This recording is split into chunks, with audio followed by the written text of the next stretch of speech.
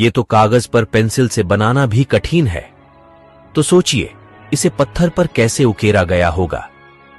क्या आपको इस मंदिर के आर्किटेक्चर को देखकर आश्चर्य नहीं हुआ?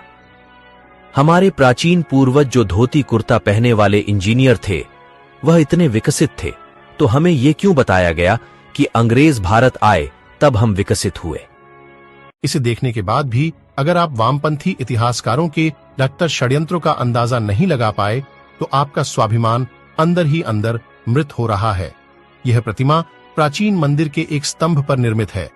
0.5 मिमी व्यास से कम पतली छड़ी को इस प्रतिमा के एक कान में प्रवेश कराने पर 6 डी का दूसरा सिरा दूसरे कान से होकर बाहर निकल जाता है।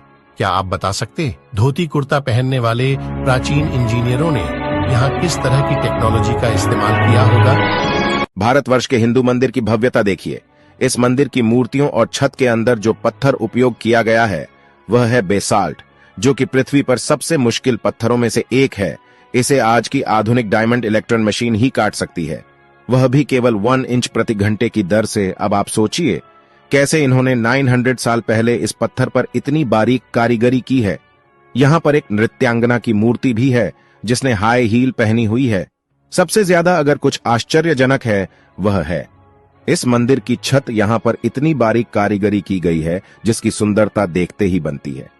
मंदिर की बाहर की तरफ जो पिलर लगे हुए हैं उन पर कारीगरी देखिए। दूसरा, उनकी चमक और लेवल में कटाई। मंदिर के प्रांगण में एक नंदी भी है जो भी इसी पत्थर से बना हुआ है, और उस पर जो कारीगरी की हुई है वह भी बहुत अद्भुत है। ये जो फोटो आप देख रहे हो आपके स्क्रीन पर 6000 वर्ष पुराना है। दरबंद ई बेलुला चट्टान में मिला, वह भी इराक में। यह फोटो भगवान राम की है। इस चित्र में एक राजा को दिखाया गया है जिसके हाथ में धनुष और तीर है। चित्र को गौर से देखिए, नीचे की तरफ जिसमें हनुमान जी की छवि दिखाई दे रही है। इतिहास में कुछ तो है जो हमसे दूर है। चेन्न केशवा मंदिर कर्नाटक प्रतिमा के हाथ और कंगन को देखिए।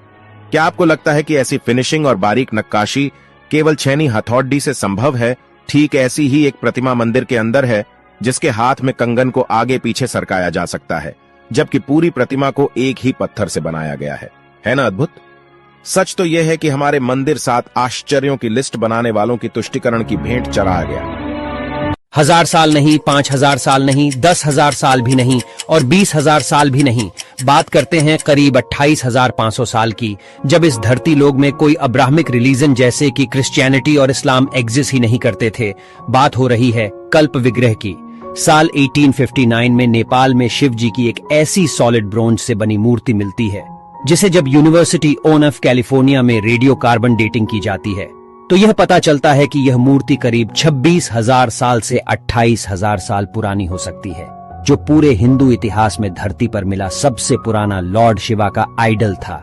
न जाने ऐसे कई पुराने इतिहास भारत से लेकर पूरे दुनिया भर में दबे पड़े होंगे जो समय समय पर मानव को आश्चर्यचकित कर देती हैं। भारत के लोगों ने आखिरकार ये कैसे किया? भारत में है दुनिया का एकलौता ऐसा मंदिर जो सीधा नहीं बल्कि उल्टा बनाया गया है। गुजरात में एक बावरी है जो रानी उदयवती द्वारा 900 साल पहले निर्मित की गई थी। ये 100 रुपए के नोट के पीछे भी बनी हुई है, सरस्वती नदी तट पर स्थित रानी की वास में। इस मंदिर में ज्यादातर भगवान विष्णु की मूर्तियां हैं। इस बावरी को उल्टे मंदिर के रूप में बनाया गया है जो पानी की पवित्रता को उजागर करता है। अगर आप इस मंदिर को देखेंगे तो आपको उलटे लिखे पंक्तियां और 800 से अधिक मूर्तियां के साथ इस मंदिर में सारे सीढ़ियां नीचे की ओर जाते हैं। 1890 में आर्कियोलॉजिकल सर्वे ऑफ इंडिया के द्वारा इसे खोजा गया और इसे पूरा बाहर लाने में लगभग 30 साल का समय लगा। अद्भुत कैसे? इतना घर्षण रहित तो बेयरिंग लगाने पर भी न चल सकेगा। भारत के मंदिरों की अद्भुत अविश्वनीय कुशल शिल्पकारी एक ही पत्थर को काटकर नक्काशी तक तो ठीक थी, पर पत्थर के अंदर इतनी घर्षण कैसे? मेरे पास शब्द नहीं है, आप ही कुछ बताइए कमेंट्स पर। बस हम और आप कल्पना कर सकते हैं, आधुनिक मशीन भी नहीं कर पाएगी।